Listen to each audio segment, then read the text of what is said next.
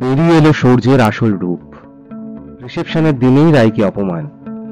মিঠি ঝোড়ায় আসছে নতুন টুইস্ট।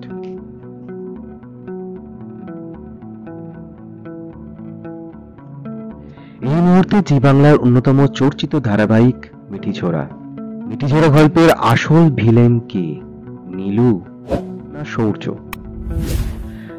এই ধারাবাহিকে আগামী দিনগুলিতে আসতে চলেছে আরো অনেক অনেক চমক।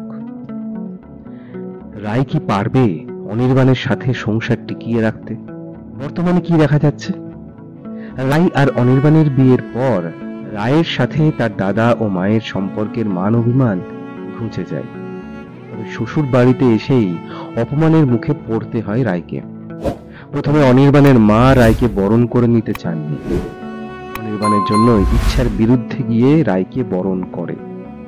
কাল রাত্রিতে অনির্বাণ রায়ের সঙ্গে লুকিয়ে দেখা করতে এলে ধরা পড়ে যায় মায়ের কাছে। মা সমস্ত দোষ দেয় রায়কে।